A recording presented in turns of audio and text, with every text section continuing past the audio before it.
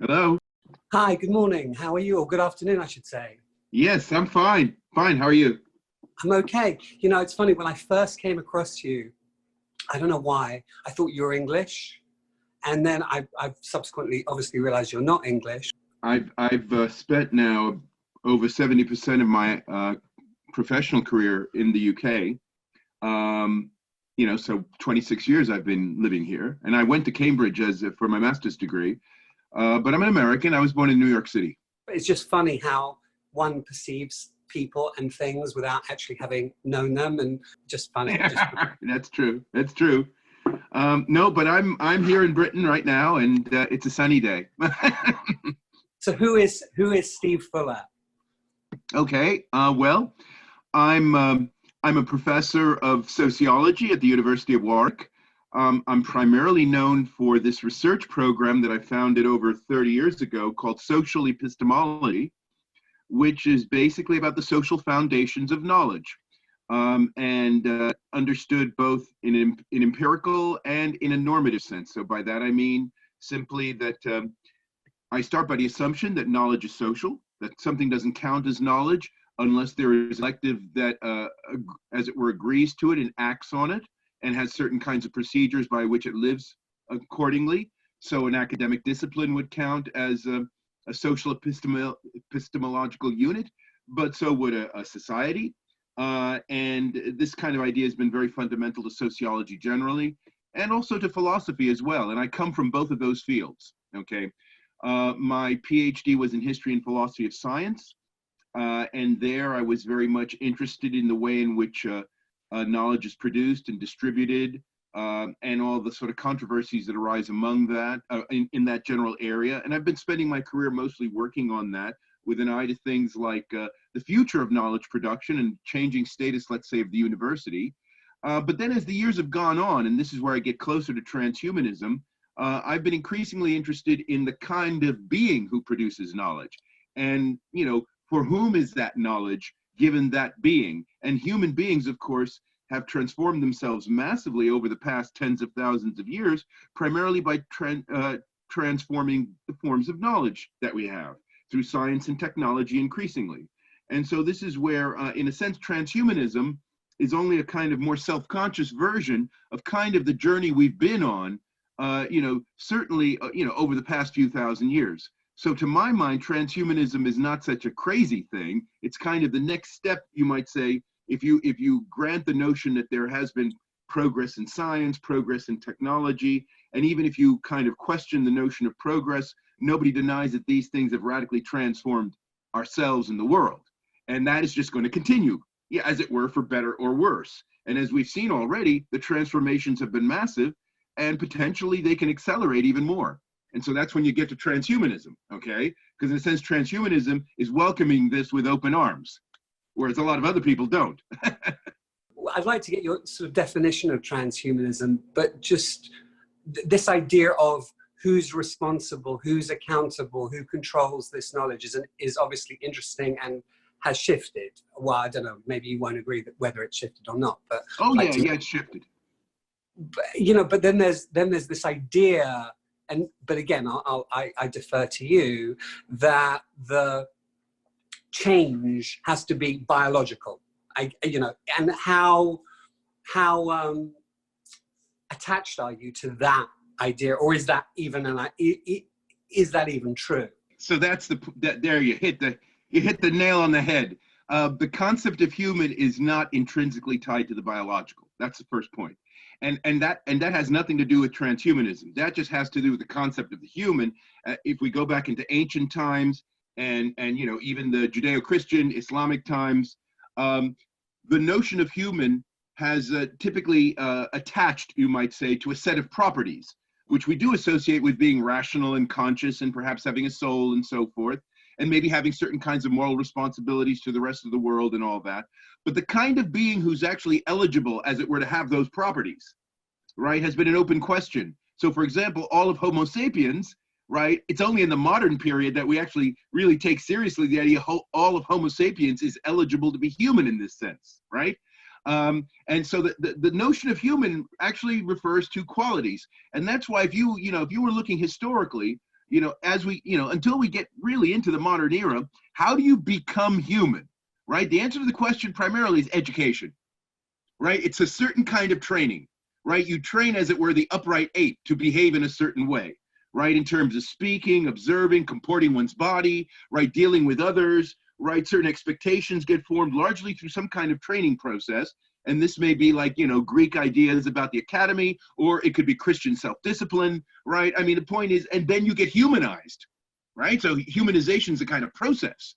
And it's only when we get to the 18th century, the middle of the 18th century, where the term Homo sapiens gets coined to name the upright ape, so you start to get then a kind of exclusive connection between being human and being a certain kind of biological species, okay? Because even before then, while there was a general, everyone knew humans were animals, there was kind of an open question about what sort of animals we're talking about here, and whether they're just restricted to apes or whether they could include other creatures. I mean, if you look at, St. Francis of Assisi, communicating with animals and so forth, right? I mean, in a sense, when he was doing that, he wasn't trying to get into animal cognition where you imagine the animals think differently from us. Rather, he was imagining there was already a common language, that there was some kind of common humanity even in nature. Okay, so he had this very broad notion of what a human applied to, right? And this kind of informed his ethic of the world, and it had a lot to do with our relationship to God and all that, okay? But it's only in the mid-18th century that you start to get this exclusive identification between, eligibility to be human and being a certain kind of upright ape. And so Linnaeus, the Swedish taxonomer who coins this phrase and basically starts this system that we have in biology where you name all the species with two names, one a kind of more general name and the other a more specific name. And we become Homo sapiens, which is, basically saying we're the smart ape, right? I mean, that's kind of what that means, literally.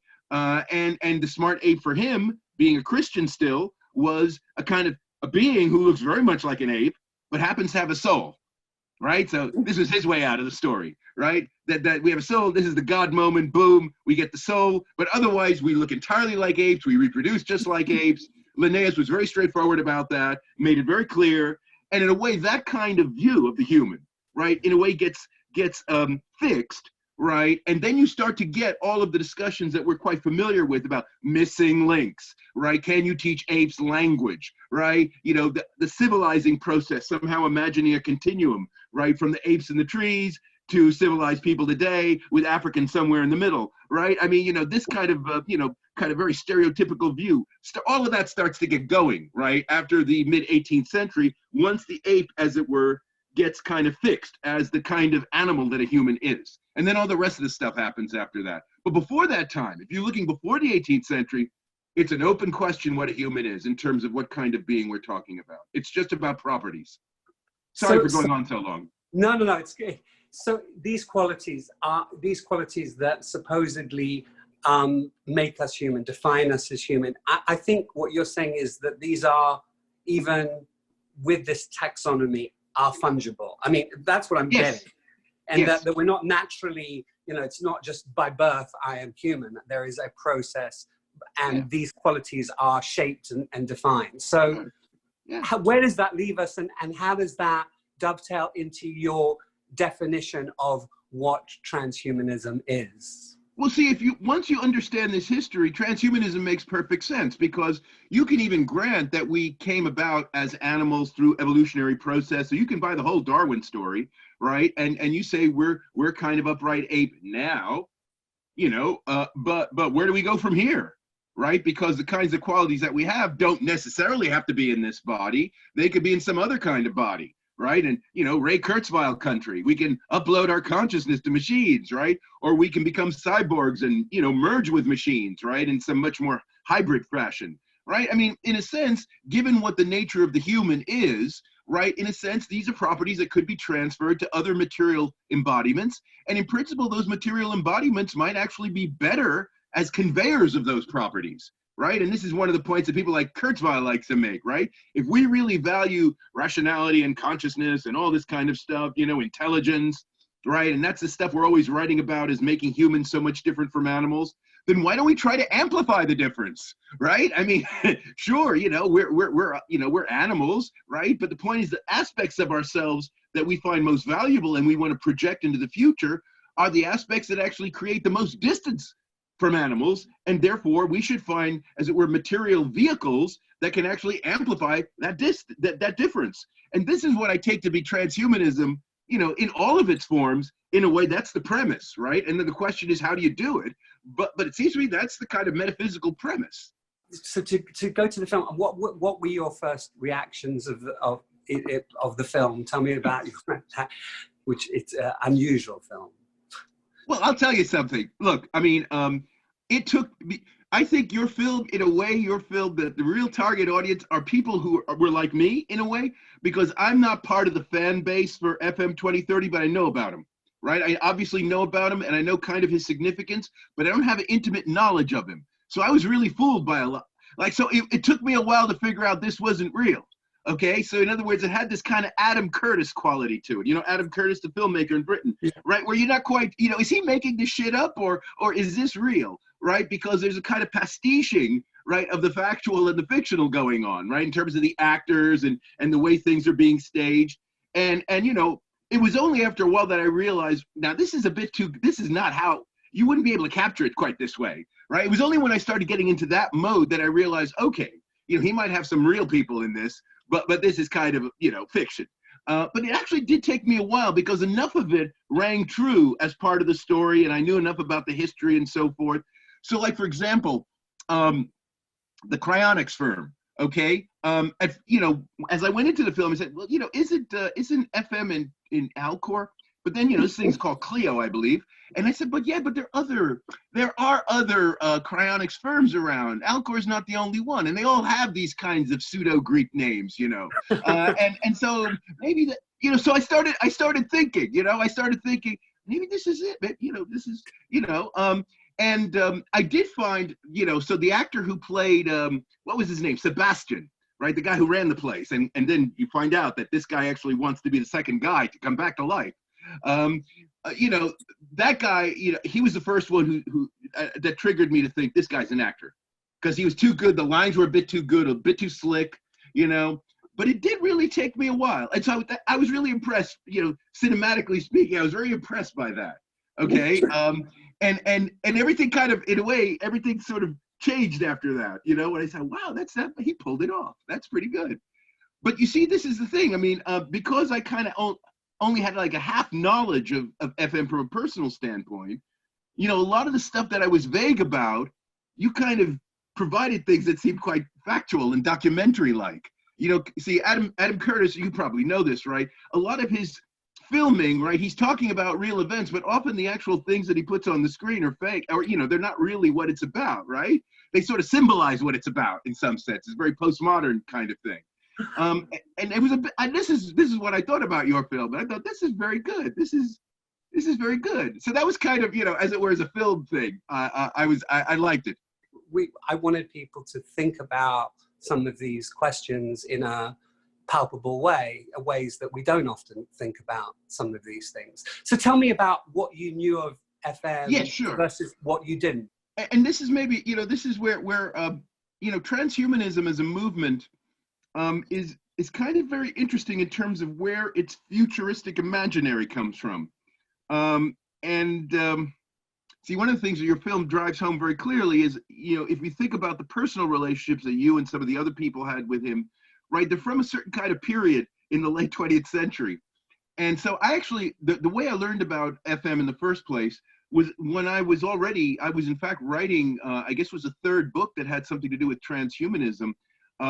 And I stumbled upon, without knowing FM's work, the idea of upwinging. Because I was thinking in terms of, the distinction between left and right, not only is it's losing its political salience, obviously, in its own terms, but also the kinds of presuppositions that it makes about the human condition are relatively limited. So as it were, they're arguing in too narrow a space. And that, in fact, we're getting a kind of orthogonal dimension. And this is what I was discussing in my book, The Proactionary Imperative, which I was writing at the time, upwinger and downwinger. Okay, so I put these other two. at right angles. And the idea is that the upwingers are the ones who really see the human condition as opening outward to the cosmos, right? Very transhumanist kind of image. And the downwingers being basically the environmentalists, the ecologists, the people who say we have to be grounded in Earth, right? And that we can't, let our imaginations run away with us because we're going to end up destroying the planet. The kind of people nowadays who are complaining about the Anthropocene, right? The extent to which we have radically transformed the climate and all this. And they say we have to pull back from the science and technology. We can't identify ourselves so strongly with it. We have to identify ourselves more with a kind of generalized notion of nature, right? Which doesn't put the humans on top of everything. So downwingers. Okay. So I'm actually writing about this idea. And as I'm writing about it, and even publishing a couple of pieces before finishing the book, a transhumanist, maybe Charles Tandy, I forget which one, actually contacts me and says, well, there's this guy, do you know about this guy, FM 2030? And he wrote this book, in the 70s, Upwingers. And I said, okay, and so I took a look at it, right? And I got to tell you, the thing about it, and this is where I talk about it as the kind of artifact of a certain period in history. One of the things I was really struck by about that book was, first of all, the book doesn't talk about downwingers. It's only about upwingers. Okay, that's the first point.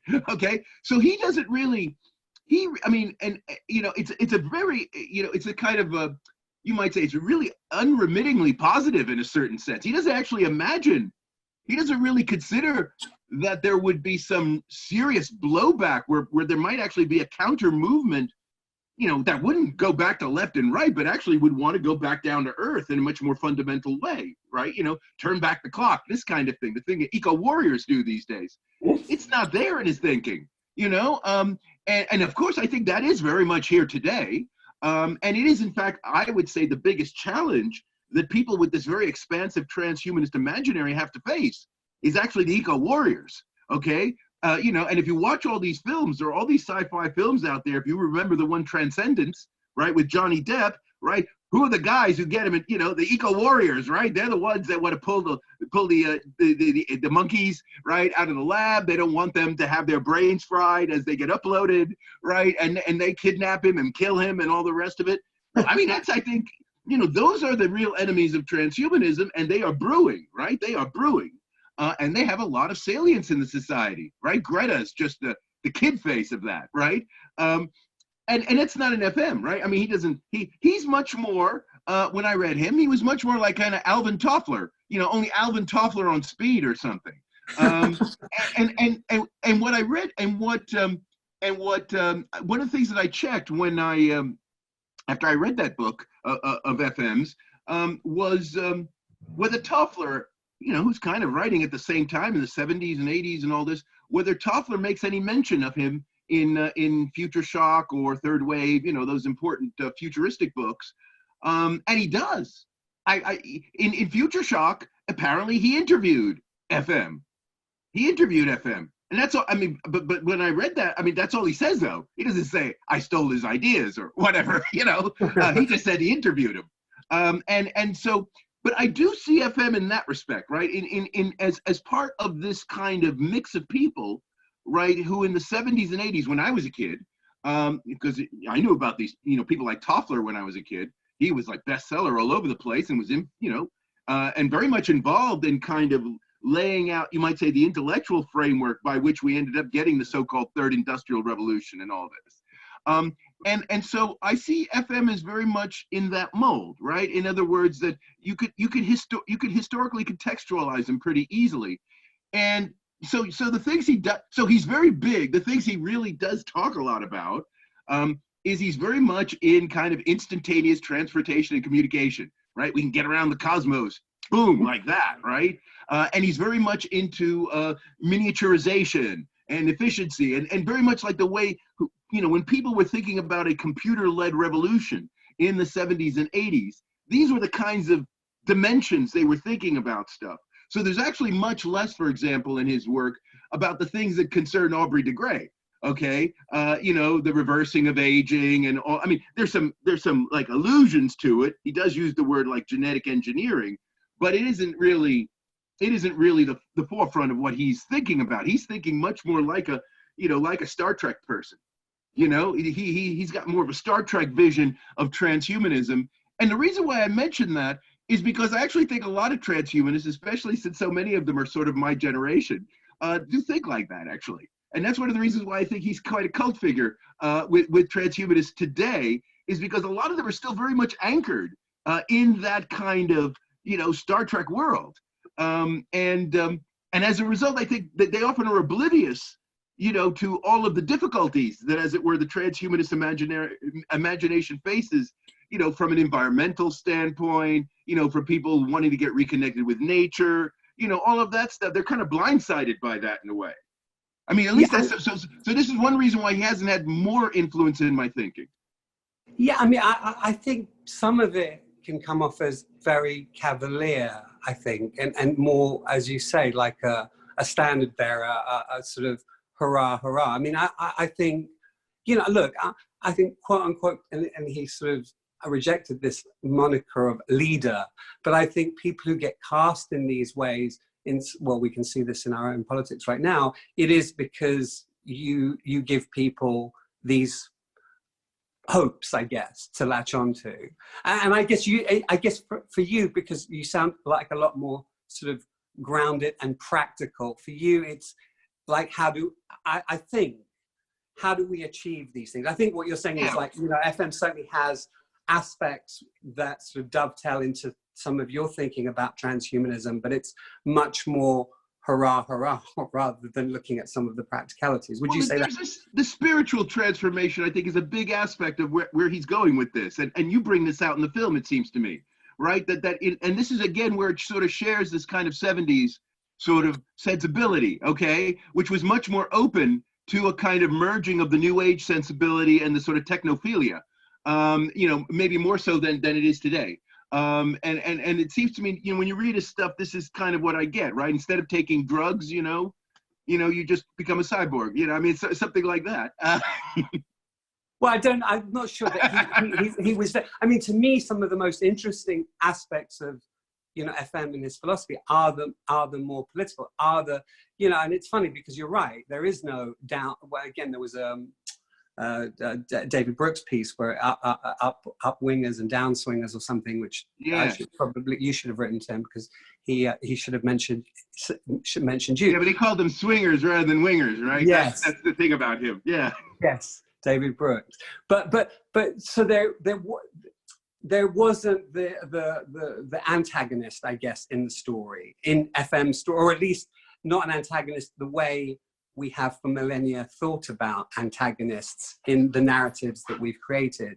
I mean, so I think your divide, like Zoltan actually, who we spoke to, that people's thought processes are going to be, if they're not divided in left and right, they're going to be divided into up and down. I think that's what you're saying. Yes, exactly. Actually, Zoltan and I are very much on the same. We sort of understand the politics kind of the same way in this respect. I know. Do you think it's going to be as clear cut as that? I mean, obviously, look, I thought part of what you were going to say was, this is progressive versus regressive, and how one defines these different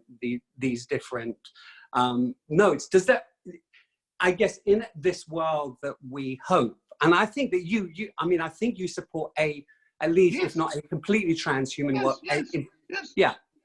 Oh yeah. So, no worry, I'm on board. I mean, I do think the issue that gets raised here, since you brought up the progressive regressive issue, I think a lot depends on ultimately whether you think being human is a positive or negative thing, okay? Because transhumanism, whatever else people want to say about transhumanism, and a lot of so-called humanists don't like transhumanism, but transhumanism really does like it wants to take what is distinctive about humans, and actually just amplify it, right? And so it is, in this respect, it is very much a pro-human philosophy. It is very much in the continuation of the Enlightenment and all that kind of stuff. I think that's really clear about transhumanism. It likes humans, right? Whereas I do think when we start talking about the downwingers and the people who believe that humans have gone too far and that they're destroying the planet, right? What they would like to see ultimately is a kind of transformation in our value system so that we're not so narcissistically focused on the human, and rather we stress our similarities, our relatedness to the rest of nature, right? So there's a kind of value to life, right? Biodiversity, right? Where there isn't a privileging of the human anymore. And so all of this stuff that, you know, we keep on saying about how rational we are and how intelligent we are and how conscious we are and all that, that in a sense, this is narcissism, and it may end up destroying the planet. And what we should do is, in a sense, you know, bring ourselves back down to earth. And you see, this is the new regressive, you might say. And by the way, I mean, I think if you want someone who is, I think, an excellent exemplar of downwingers, in other words, a man he understands it, right, and he presents it in a quite positive and attractive way, it's Pope Francis, okay? Because Pope Francis, one of the things that Pope Francis, I give this man a lot of credit. And by the way, I should say that the Vatican has its own project on Humanity 2.0 at the moment. I don't know if you know that, but the Vatican actually has its own project on this, where they're actually confronting a lot of these issues that we're talking about now. But the thing that Pope Francis understands very well is that if you really take this you know, transhumanist imaginary seriously, and he does take the prospect seriously that it's going to happen, right? It's going to leave half the earth behind.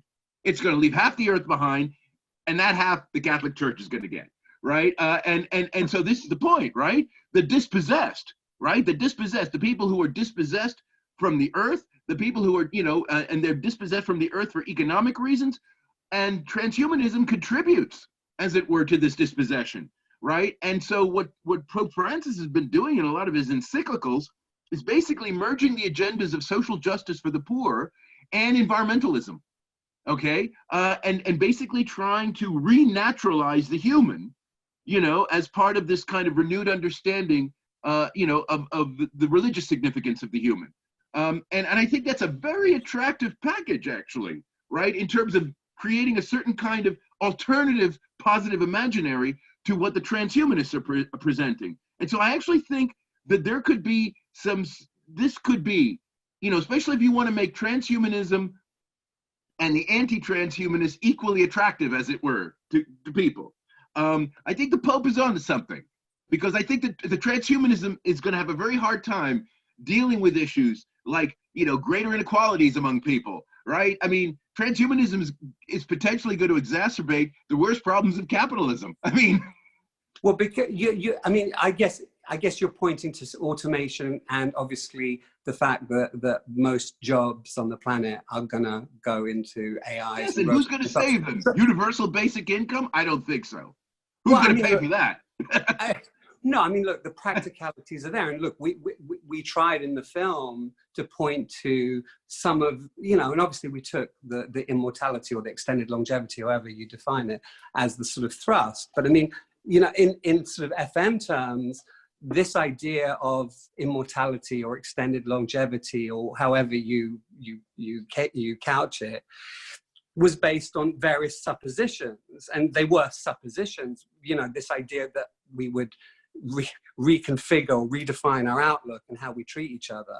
Then this idea whether that, you know, I don't think FM believed that universal basic income was sort of the silver bullet of, you know, creating equality for sure. But he felt that there were going to be various things that this world of abundance, because I think people very soon forget that it was built on this sort of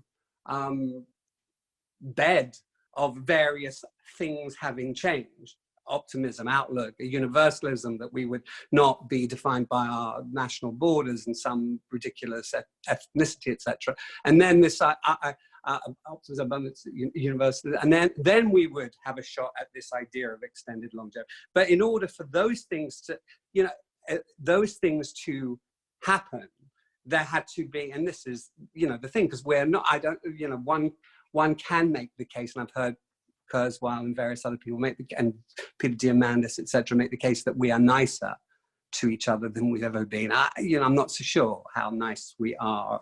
You know, how and again, inherent to all of this are greed and capitalism and various things that are going to create these what you these these antagonistic forces where there's going to be upwingers and downswingers. I mean, do you see, I mean, I guess what you're saying is that that's probably the major difference between some of the ideas that FM throws out into the future versus you, and how do we get there and what are the challenges? And yeah, I mean, here I think it's you've just touched on something that I think in a way, again, I don't want to, you know, make invidious comparisons, but I think one sense in which somebody like Alvin Toffler was very successful in what he was trying to do, and he was forecasting a lot of the sort of things that FM was that Toffler spent a lot of time trying to get stuff in the right order.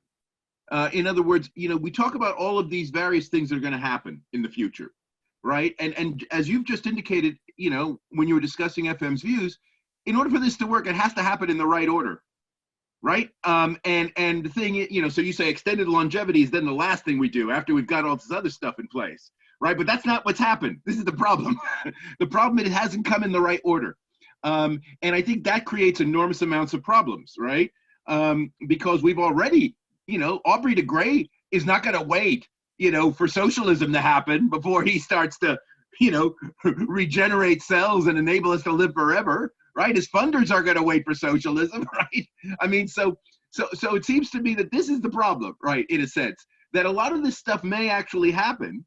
So it's not like this stuff is, you know, impossible or science fiction or whatever. That's not the problem. The problem is, you know, it happens kind of in the wrong order, you know, and as a result, it ends up, you know, because when we imagine it as doing so much good for humanity as FM did, I think, as you just pointed out, he sort of imagined it happening in a certain order, and that's not the order in which it's happening.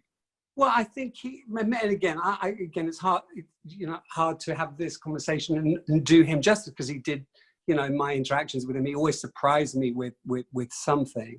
So I mean, I think he felt like that these things were going to happen, weren't going to stop progress. These things were going to happen, but in order for them to happen in this way where everybody benefits, where there's an equanimity, where people who, you know, whether they're downswingers or people who don't want to necessarily live forever, or people who don't want to put themselves, become a centaur tomorrow and like fly to various galaxies, these would be a question of choice, and that society would figure out in some way that wasn't going to be, you know, carting people off to gas chambers or you know, there was going to be a way that these things would pan out where there was going to be less friction and less agita. But people often ask me recently, like, well, how would he explain Trump, and how would he explain various things that have happened of late? And I always think he was often in for every bit of progress that we make, however we define progress, that there were going to be growing pains, that there was going to people, you know, we are fear-based as well as we're fear-based creatures, and that we, you know, as much as we do change, you know, and we do become different, that creates a lot of angst, and we regress and we go to what we know. So that's how we would have probably explained various things that are happening. I guess the question is, you know, if there are certain, and again, I'm not sure, universal truths about who we are and where we want to go, how do we get there with the least amount of friction or the least amount of agita? I don't know if that's okay, a social. Well, see, here's where I think our time, in a way, one aspect that perhaps FM didn't anticipate, which I think is really important to understand why transhumanism poses a particular problem for our time.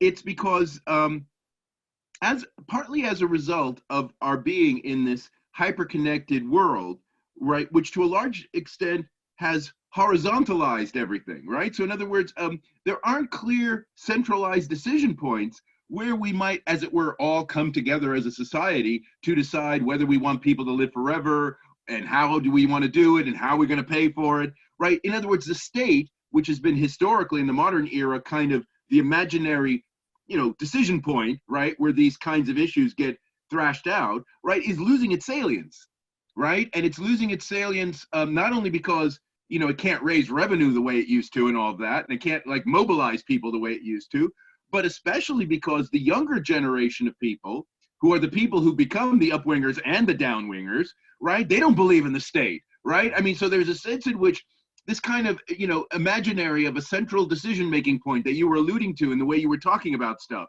right? It's not clear that exists, right? And so what happens is people kind of go off in their own direction, you might say, right? And if they feel that they're being threatened, then they will attack. They won't use necessarily the forces of the state to argue things out in the political arena. They'll protest or they'll become terrorists or something like that, right? And I think this is the issue. And as for the transhumanists, you have so much of the politics of transhumanism today, Zoltan being a good example, is libertarian, right? And basically what that means is, if you can do it, right? But it's not really libertarian. I mean, again, I think there are libertarian, in Zoltan's philosophy, there's definitely libertarian undertones. For sure, he wants to be a libertarian, but then he talks about universal basic income. He talks about regulation. He talks about, it's not coherent. I mean, with all due respect to Zoltan, who I like very much, I don't see how, if you're a libertarian, you're ever going to get universal basic income off the ground unless you imagine it as a charity project, which all rich people just voluntarily give into. I mean, universal basic income is some kind of socialism. What are you talking about? Well, that's what I'm saying. These aren't. These are not libertarian. I mean, they're the opposite. No, they're politically incoherent. This is the problem. Transhumanism doesn't have a well thought out politics to be able to pull what it wants to do off for the benefit of everyone. Well, I think political movement. I mean, look, the one thing I think that FM was onto is all of these concepts, and you point to it too, are being redefined. If the future is anything, it's about redefinition of mortality, redefinition of biology, redefinition of soul, consciousness. I mean, all these things where we're getting more information to your field, more knowledge. Yes. Who controls that knowledge? Yes. How that knowledge is disseminated? How we then give it to people to create policy? Who those people are? Like, how do we elect them? Look, the thing that I always liked, and FM gave all these lectures on the sort of future of democracy, was this idea that you have all these entrenched people in their White Houses and in their government buildings and so on. They're not going to give up. We see it all the time. People, whether they even want to be in power is a question, but they don't want to give up that power. How that power will what sort of anarchic thrust will create not just the dissolution of that power, because we're seeing that the dissolution of that power, in various ways, but what system will evolve out of that, I don't think anyone knows. What we do know is that, even here where Republicans can, just set out trillions of dollars. I mean, this is unheard of, right? I mean, this is the sorts of things they've been screaming about for decades, maybe longer than decades, like they could never do. So everything is being turned on its head, whether it's turned on its head in a good way where the most amount of people are going to benefit. That we'll see, I guess. I think people's expectations of the state now are different. And I think from the standpoint of kind of where we might be coming from, having kind of somewhat nostalgic views about, let's say, the welfare state, I think people now, one reason why Trump, for example, seems such and Trump-like figures seem to be so attractive is because people are looking to politics now primarily for charismatic inspiration. I mean, in other words, they're not necessarily expecting the government's going to solve their problems. They don't expect the government's going to provide them a basic income. But what they would like is they would like someone who's standing up for the country who actually seems like a strong person that they can relate to personally. Now, that's kind of scary, I have to say, of course. But nevertheless, I think that is kind of, in other words, the way in which people are registering politics today is I would say, from our standpoint, thinking about the welfare state as some kind of golden age, as superficial. Right? I mean, in other words, as kind of entertainment, your pop stars, right? These kinds of figures that you can look up to and you admire, but you're not necessarily going to expect them to save you in any direct kind of way. You're going to save yourselves, right? But perhaps, inspired by them in some way. And Trump certainly, that's kind of the way he operates, right? I mean, Trump is all about feeling good and having rallies every weekend and all of that kind of stuff. And so is Bolsonaro in Brazil. I mean, that's what these guys are about. They don't do anything for people, right, in any concrete way. They're not giving them universal basic income or anything, but they inspire them that they can do things for themselves, right? And as long as you just say you're making opportunities, the people will do it for themselves, right? And so you get a kind of DIY society. I almost don't want you to answer this question, but are we this silly? I mean, look, half the population, I mean, well, you'll tell me, historically, we've seen sort of the cult of leaders and, you know, all sorts of personas doing all sorts of terrible things. You know, it's supposedly in the interests of the Ubermensch or whoever, right? I mean, is this a fad? Are we going to transcend this? I mean, look, on the one hand, you are in this camp. So obviously if you don't have a path for us to get there, you've obviously thought about the path or the impediment. Yes, I do have a view about this. I do think that we have to make a kind of ground up argument for the welfare state, which I think people are embarrassed to do at this point, because I think we've already gone down so far through neoliberalism, right? And this basically devolution of state power, that the only thing that's left of politics is, you know, as it were, the front, you know, the charismatic front. That's all it's left. Everything else is hollowed out. And so in a sense, we have to actually recover the state, right? In this respect, Trump is a much weaker figure than Hitler, because Hitler was actually organizing people to get them to do stuff, okay? Trump's not really doing that, right? Trump, you know, is as it were, enabling people to find their own power, right, locally and so forth. That's more the way he operates, and that's the way Bolsonaro operates too. And that reflects a state that actually has very limited power to do anything on its own, okay? And this is where we need to reinvent the welfare state. And the pandemic provides an opportunity. And if you look at the response in Britain, it's very interesting, because the whole focus on the British response to the pandemic has been on preserving the National Health Service, okay? Make sure the hospitals don't get overflowed, right? And the whole medical system collapses, which is what happened in Northern Italy when the pandemic first broke there. And that was, as it were, you might say the anchor intuition for the British response was looking at what was happening in Milan, okay? And it didn't happen. That did not happen in Britain. On the contrary, we built too many hospitals and we neglected the care homes. And now all the old people are dying of the virus. But that's a different story. The point, however, is that the focus on the National Health Service as an iconic indicator of national solidarity was very good move, right? Because it really did get all the British people really there. I mean, you know, and I could tell you, you know, that in a sense, if, you know, there is a new kind of solidarity around that. And it goes back to the foundations of the welfare state, which all of a sudden now get rekindled in this kind of crisis. And so what I would expect, as after World War II, which is when the welfare state got created in this country, with the National Health Service put in the center of it, there's going to be a new rededication of the National Health Service, new funding for it, right? A pulling back of a lot of the devolved powers back to the central government, right? A lot of that is likely to happen once the pandemic is over, okay? And it seems to be in that context where one has to rededicate the National Health Service, then one will start to ask very fundamental questions about, you know, how can we equip people for the future so they can be productive, right? And so forth. Because one of the things that's become very clear in the pandemic, especially in this country, is that a lot of people just aren't healthy. Too many underlying conditions, right, that enable them to get bumped off too easily by the virus. I mean, there are all these kinds of issues that have come very much to the fore here, okay? And I think this then will lead people to think in fundamental terms, which are terms that I think should help transhumanism, right? About how to make the body more resilient, right? And so all of these kinds of issues that Aubrey de Grey is concerned about in a very futuristic way, right, in a sense, will become much more part of the foundational questions of just the normal health service, right? So you want people not just living longer, but living more healthily. And so then all of this kind of, genetic, regeneration kind of stuff, cell regeneration stuff, this kind of research will actually then contribute as part of normal health research, much more so than it is at the moment.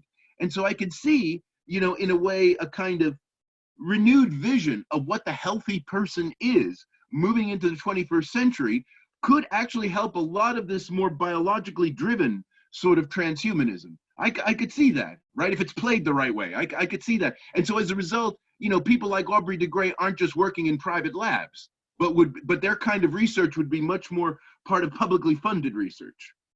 Yeah, so that would be one starting point. you know, Dean Kamen loves to say we get what we celebrate. Well, if we're celebrating science, we're celebrating knowledge, we're celebrating also this idea that the state owes us, or that there is some sort of social contract, which again seems to me to be at least part of the problem with how we respond to people in power, our politicians, the people who are supposedly working for us, that there is, that contract has been broken, you know, again, and that's why people are cynical and people aren't, you know, the young people don't believe in, what, how did you put it, in a state. So the pandemic, to me, if I'm being optimistic, if I'm trying to wet don my FM 2030 hat, allows us an opportunity to actually, number one, understand for ourselves what we expect, and hopefully get the people who we've elected or are our representatives to actually honor that commitment. Do you see it in similar ways, different ways? Let's put it this way. I think now politicians have an incentive to do this in a way they might not have before. I mean, I can already see in this country that, you know, as you know, the Labour Party has undergone, well, it's been undergoing lots of massive transformation since the end of Blair and Brown. And now it's gotten back to some kind of sanity with the current leader, Keir Starmer. And it's quite clear that he's setting himself up in the way he's conducting himself, and also in terms of the shadow cabinet he's put together, to be the next Clement Attlee. Okay, and if you know, and you know British history, right? Clement Attlee was like a charisma-free zone, but a very competent guy who was, you know, kind of served side by side with Churchill. But once the war was over, boom, right? He won the election, and then he created this National Health Service and really rolled out a lot of stuff which people were mentally prepared for. They were prepared to pay higher taxes and so forth, because they wanted to continue that spirit of solidarity that had developed in a very strong way in the war when they were all fighting the Nazis. And I think that people like the Keir Starmer and the Labour Party is really priming himself, right? So he's going to pounce at this opportunity. So the kind of thing you're talking about, he's definitely going to go for, right? This rededication, renewed social contract. And if Boris is smart, he'll do the same, actually. If he's smart, he will jump on it too. But so I do think, I agree with you, that the situation is now providing a kind of incentive for politicians to raise their game, as it were, right? And to be more ambitious, and to be able to presume that they can bring the people along with them with a much more ambitious notion of the state that may well involve greater taxation, which might start getting us closer, you know, to something like universal basic income or something like that. Right, so all of that, I think one could be reasonably optimistic that at least there'll be attempts at this. In terms of academia, what other sort of modalities or modes are there other than transhumanism in terms of getting us into the future? What else is on the horizon, and what have you come across in terms? Look, I mean, in the academy, right, if you had to, I mean, and this is kind of the way I write about it, you know, we've been talking about all these downwingers. There are actually quite a lot of them in the academy. They're not like the Pope, of course, but they're the so-called post-humanists. Okay, so this movement within, which is largely a much more academically based movement than transhumanism is. Because if you think about it, guys like me who are in the academy, relatively few of us so-called transhumanists are actually in the academy. You know, Nick Bostrom's at Oxford, of course, but he is primarily funded through external money. Okay, and I don't know if he does any like regular teaching or anything. I actually do regular teaching, so I'm actually a real academic in that sense. I'm not living on external money brought into my university. But the point is, there are relatively few of us in transhumanism. Most transhumanists are kind of freelancers or, you know, independent type people, you know, whereas posthumanism is largely an academic movement. So you do get a lot of academics who are very much interested in human-animal connection, human-non-human connection, but from the standpoint of what should we say, questioning the salience of the human, right? And so they tend to be very critical of science and technology in its kind of runaway form, you might say, that transhumanism sometimes is seen to celebrate. And that's very academic, right? So these post-humanists who tend to be very, you know, they often come from literary criticism, fields like that, right? Who tend to be critical, you know, of Enlightenment things in general, right? These people are post-humanists.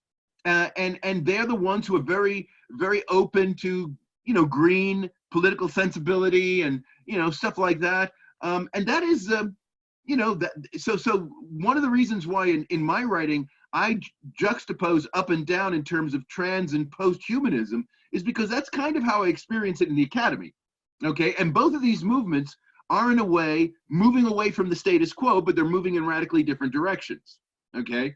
And so that's what I would say. If I had to point to something happening in the academy, I would say that this very kind of intellectualized downwinger thing is very prominent. And in a way, I think one way to think about it in terms of the people who've intellectually migrated into post-humanism is they're, you might say, the ultimately disappointed Marxists, right? Because Marxism, in a way, is a long story of endless disaffection, right? First, the workers fail and, they don't quite pull off the revolution in the right way. Instead, we get the Soviet Union. And so then you get that's the first dissatisfaction of Marxism. And that gives you the Frankfurt School and so-called critical theory, right?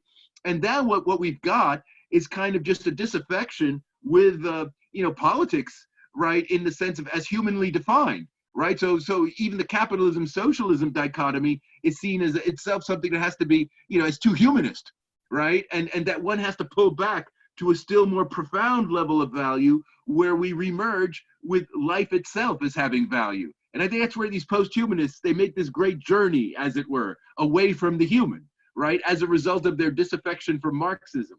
I think that's the intellectual, that's how it's going in the academy. Let's put it that way.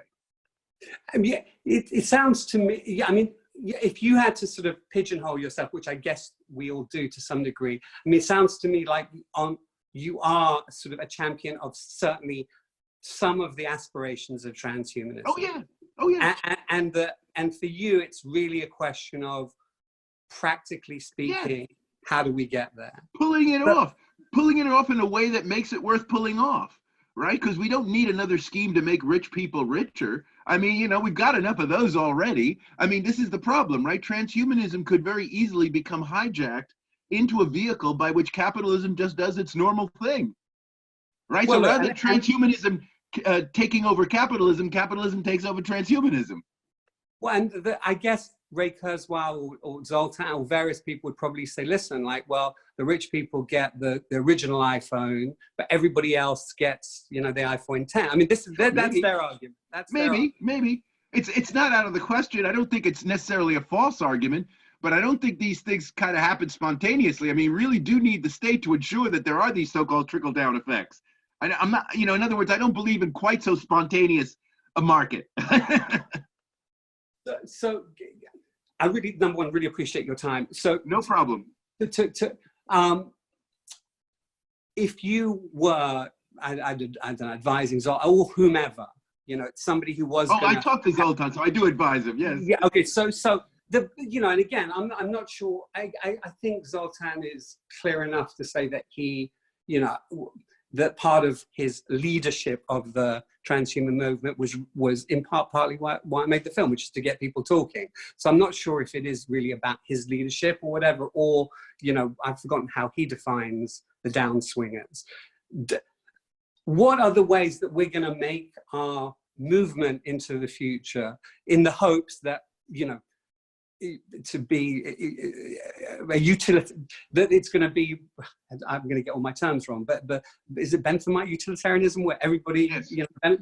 Where everybody has the maximum amount of benefit? What are the steps for the greatest good for the greatest number? Yes. Yeah.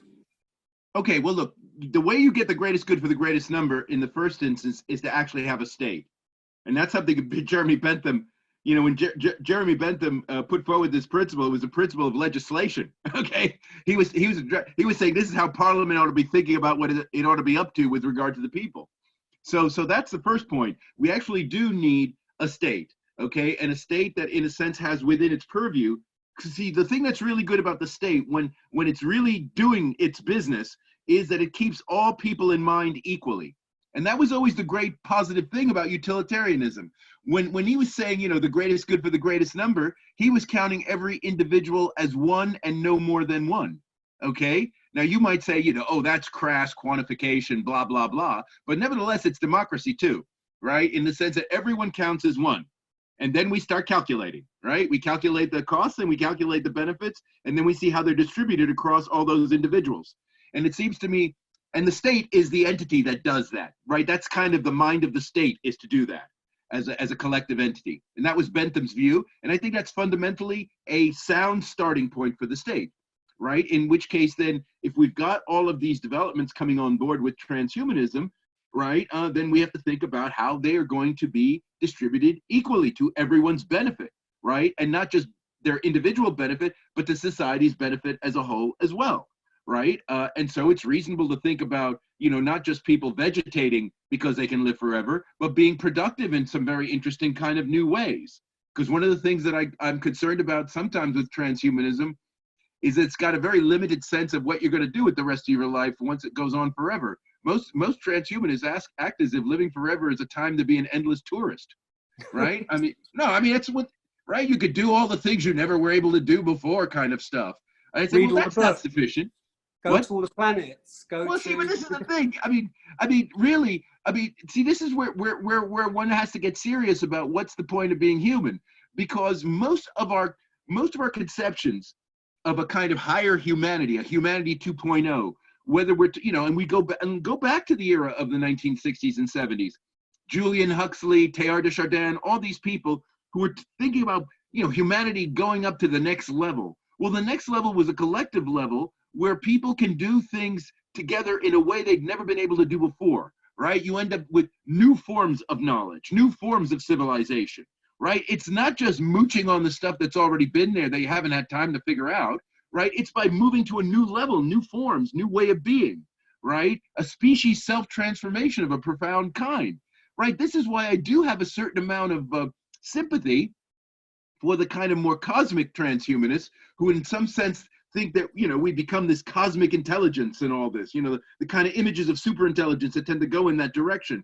I tend to have a certain kind of sympathy for that, because that would kind of make transhumanism worth doing rather than simply just being an indefinite extension, you know, of life as we know it, right? Because that's the thing that I worry about often with these transhumanist, you know, imaginaries of living forever. It really ends up making you look like an endless tourist.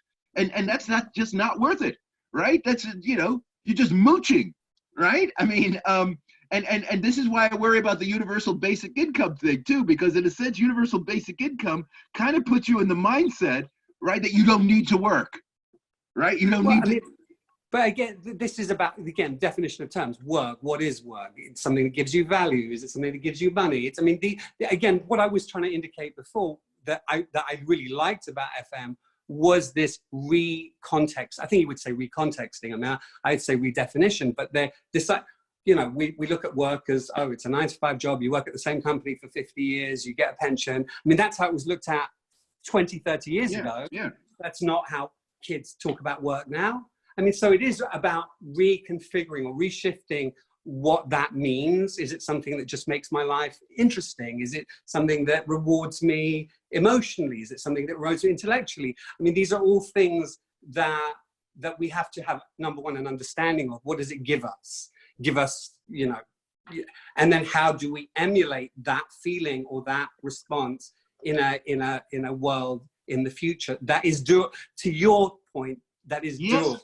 See, I agree with you, and you have just touched on something that's a kind of an assumption in a way that perhaps again reflecting the fact of where transhumanism comes from historically. I think the reason why transhumanists do very much lapse into this endless tourist mode is because the understanding of work is the 9-to-5 job, right? So in other words, in the kind of in the middle of the 20th century, right, where there became this very sharp distinction, right, where work is this 9-to-5 thing in the office, which is kind of drudgery and so forth, but it pays the bills. And then, you know, you've got this leisure period, which is this radically other thing that happens at home or involves taking holidays or something like that. And this is very middle 20th century kind of way of organizing your life, right? And it seems to me that a lot of the transhumanists, you know, when they start talking about, because Aubrey de Grey, the reason why I say endless tourist is because Aubrey de Grey lapses into this when people ask him, what do you do with all this extra time once you're able to live forever? And he does lapse into this, you know, you could visit other planets, you know, this is what he says. And I'm thinking, oh my God, no. But it's the product of an imaginary that's highly bifurcated. Work, play. Radically different places. Hate work, love play, right? However, what you're describing, and I agree with you on this, is that we have to recover a kind of more holistic notion, very much like what I think, artistic people do in a way, right?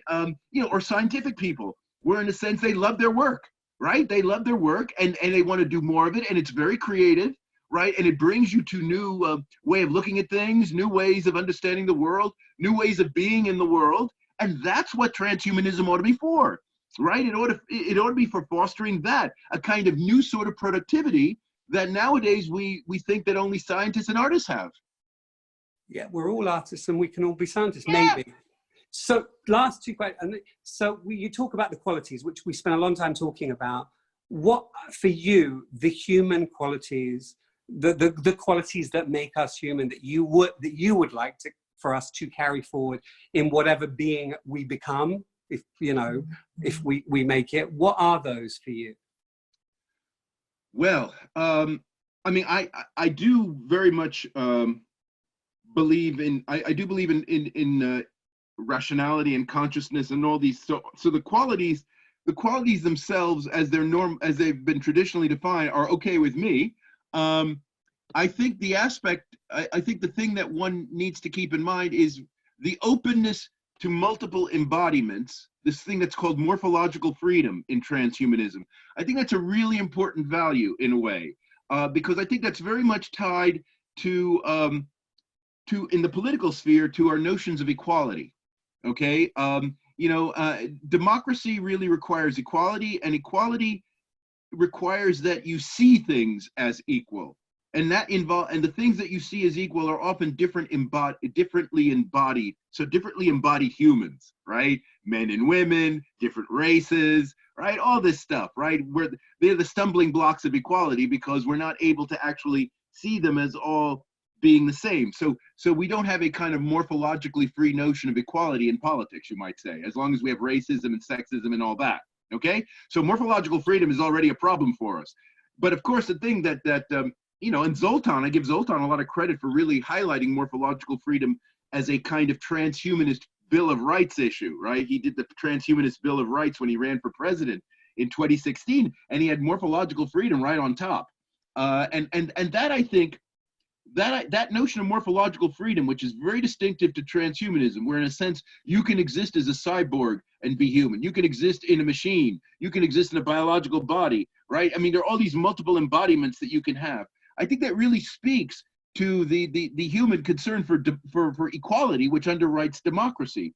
And so that is something I would kind of hold on to in a way, because I think when we get into this transhumanist world we're imagining, I think one of the things that we're going to have to be prepared for is for a wider range of embodiments than we can even tolerate now.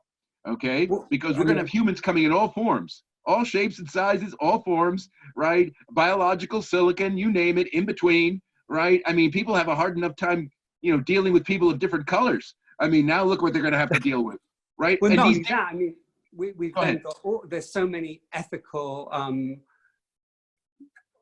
regulations, thoughts that you're going to have, in terms of just even day to day. Forget about crimes or that kind of thing. Well, I'm going to become like some half centaur, half Meccano set person. I'm going to go here and there, but I do something. Well, who's responsible? I mean, there are so many. There are so many. Yes. Ethical and legal questions that have to be answered once we're at that place. Well, see, I teach this stuff to law students. Okay, so I actually this is why I think about this all the time, because I do think this is what, if you want to talk about an area where transhumanists have yet to do any serious thinking, it's the issue of responsibility, right? The locus of responsibility. Once you're able to be morphologically free, because that our whole normative system, ethics, law, all of that requires some clear locus of responsibility where judgments can be made about people's actions and so forth. So I actually bring all this stuff up in the context of teaching law students, because as I tell the law students, look, we're already beginning to get some cyborg law. There's already cyborg law in some, California, for example. And so we're beginning to see the beginnings of trying to incorporate the transhumanist horizon within the legal system. And it's hard. It's very hard, especially if you take transhumanism, in this full, bodied way that we've been discussing it. But it's something that the lawyers of the future are going to have to actually deal with. But that's right. That's right. This is you're talking about, that's exactly the right thing, and that's what we should be concerned about. Before I ask you my final question, how in 20, 30, 50 years, what morphological forms are you looking forward to being in or being part of? That's my second to last question. Well, it's interesting because it's interesting. I mean, because I'm not as personally driven by these imaginaries as other transhumanists are. So I'm not like, counting the days, or depending, or somehow feeling my life depends on Aubrey de Grey enabling my body to live forever. I mean, I'm not like David Wood or people like this who have become kind of techno-hypochondriacs, basically, right? I mean, a lot of transhumanists have effectively become, where they're waiting, they're hoping. I'm not that personally invested in it. I would say the one kind of embodiment that I think is worth thinking about, and I've been writing about this recently, is death. Okay, because transhumanists tend to presume that once you're able to live forever, however you define that, everybody will want to do it. Everyone will want to do it. And so the question is, well, is that right? Will everyone want to do it? And supposing you don't want to do it, supposing you just want to stay in your body as it is, right? You want to just live the normal amount of time and then die. End of story. Humanity 1.0. We don't need 2.0. We have 1.0.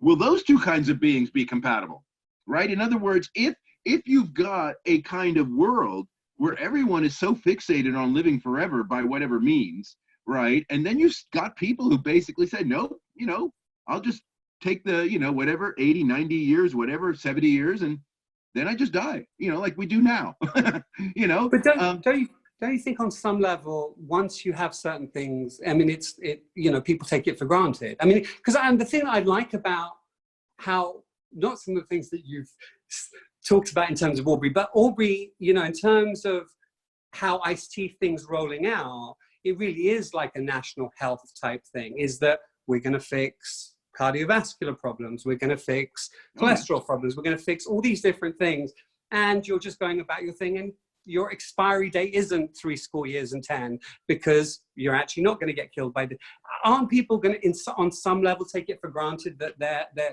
they're living, or that they're not going to die? Look, I think what will happen, in fact, assuming that something like a transhumanist program gets rolled into National Health Service, is that there will be a new normal, as it were, that you should be able to live a productive life, until maybe you're 80 or more, productive in the sense of being expected to hold down a job and not necessarily take a pension. Because I think this would be one of the things that the state would be interested in with regard to these transhumanist agendas, is that even if you enable people to live healthier, more productive lives for just 10, 15 years, and they don't have to pull a pension, you're going to save the taxpayer an enormous amount of money, right? I mean, and the point is, though, that could become the new normal. And then people will say, okay, I now work for 80 years or whatever, and I have an extra 10 years, where I'm on a Social Security benefit or something, and then I die, right? So in other words, it'll be like the 65 story, only now pushed up 15, 20 years.